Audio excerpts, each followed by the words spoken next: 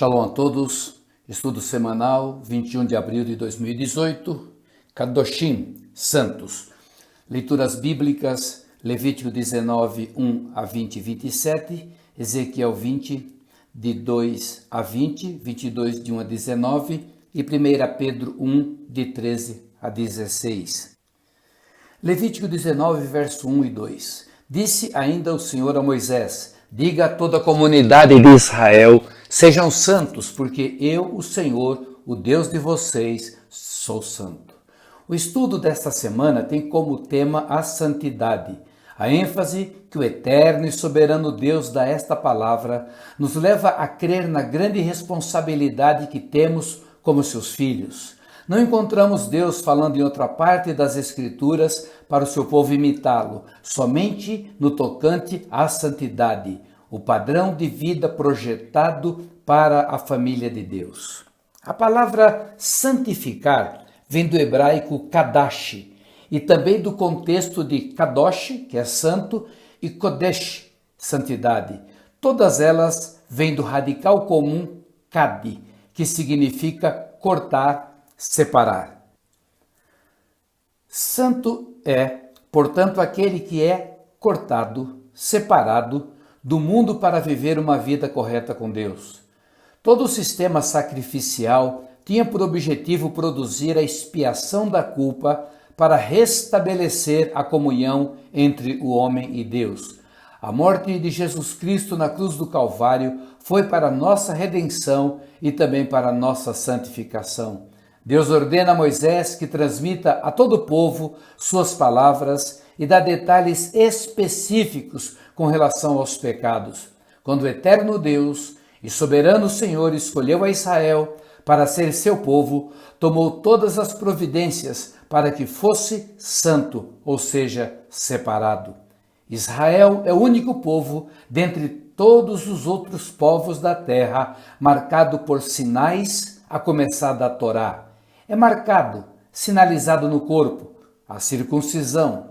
Geograficamente, Eretz Israel, a terra de Israel.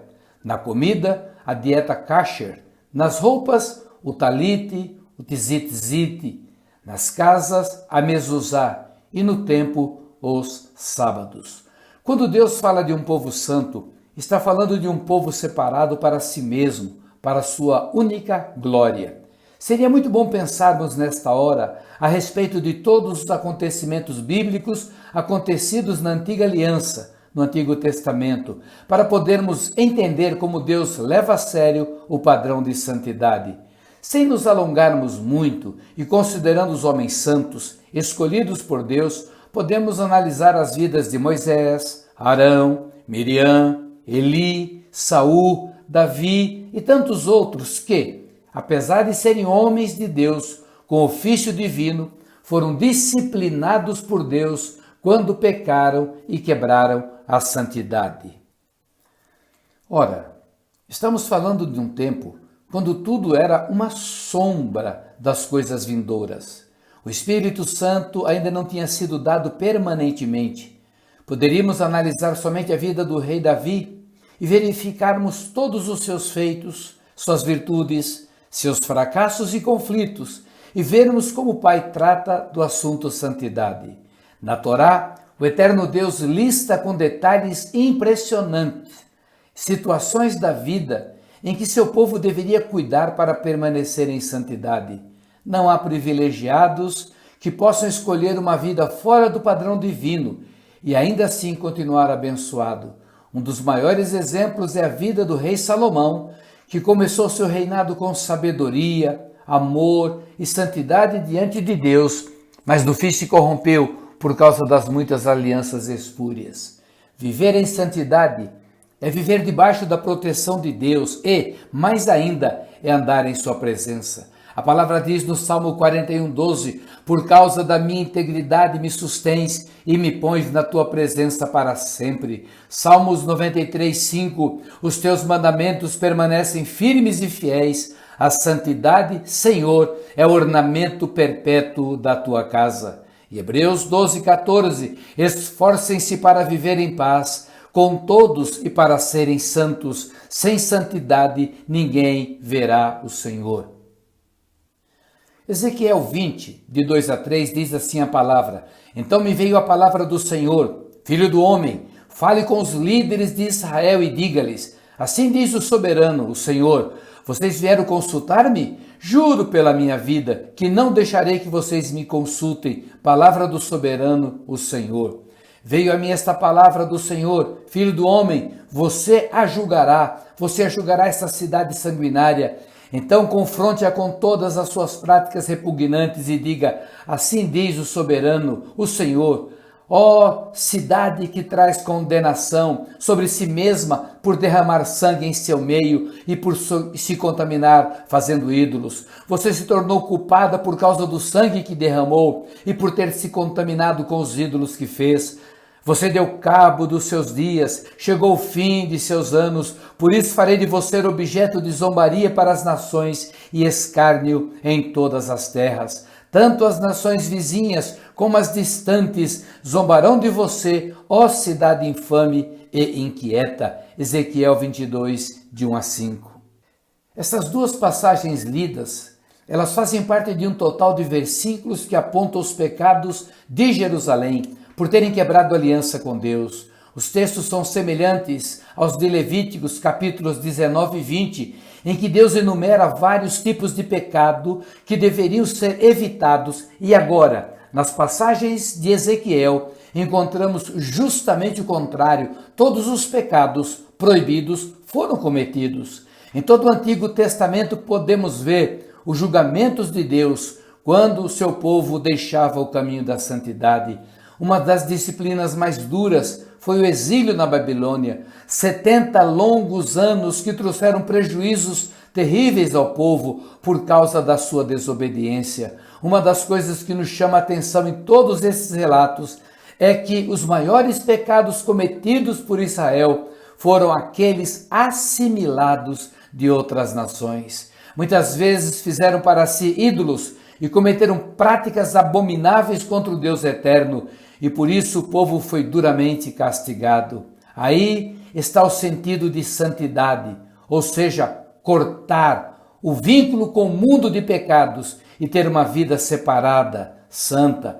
Quando se fala em cortar, estar separado, a palavra não está nos exortando a vivermos fora do mundo, o que seria impossível, mas nos exorta a viver no mundo e não fazer parte do seu mundanismo. Precisamos ser luz, brilhar em meio às trevas e não sermos contaminados por ela. Em Filipenses capítulo 2, 14 e 15, diz assim: façam tudo sem queixas, nem discussões, para que venham a tornar-se puros e irrepreensíveis, filhos de Deus inculpáveis, no meio de uma geração corrompida e depravada, na qual vocês brilham como estrelas no universo.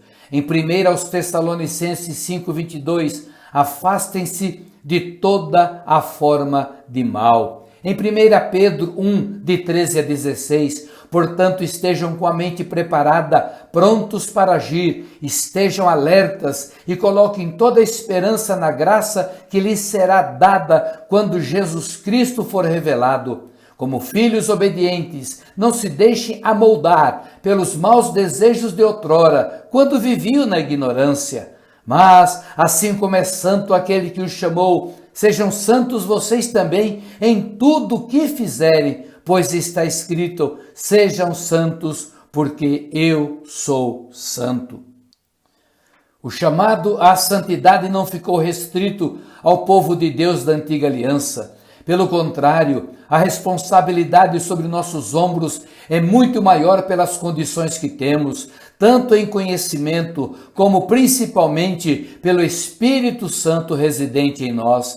A nova aliança é a revelação completa da palavra de Deus, é a execução real dos propósitos divinos. Por isso, são coisas superiores, como diz o autor sagrado, Hebreus 7, 18 e 19. A ordenança anterior é revogada, porque era fraca e inútil, pois a lei não havia aperfeiçoado coisa alguma, sendo introduzida uma esperança superior, pela qual nos aproximamos de Deus, Ainda em Hebreus 8, 6 e 7, agora, porém, o ministério que Jesus recebeu é superior ao deles, assim como agora também a aliança da qual ele é mediador é superior à antiga, sendo baseada em promessas superiores. Pois, se aquela primeira aliança fosse perfeita, não seria necessário procurar lugar para outra. Na nova aliança podemos entender claramente o que vem a ser uma vida que realmente agrada a Deus,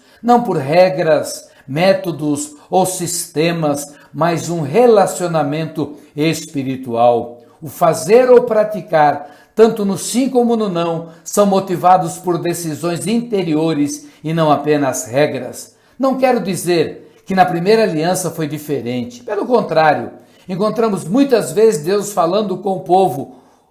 Honrava somente com os lábios e não com o coração. Seguiam as regras mecanicamente, como está escrito em Isaías 29:13. O Senhor diz: esse povo se aproxima de mim com a boca e me honra com os lábios, mas o seu coração está longe de mim. A adoração que me prestam é feita só de regras ensinada por homens. Em todo o tempo, o alvo para o homem sempre foi em espírito e em verdade, com todo o seu ser, espírito, alma e corpo.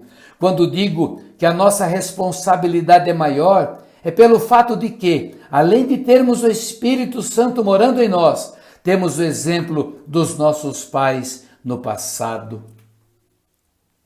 Em 1 Coríntios, capítulo 10, de 5 a 12, tem um texto muito importante. Vamos ler. Contudo, Deus não se agradou da maioria deles, por isso seus corpos ficaram espalhados no deserto.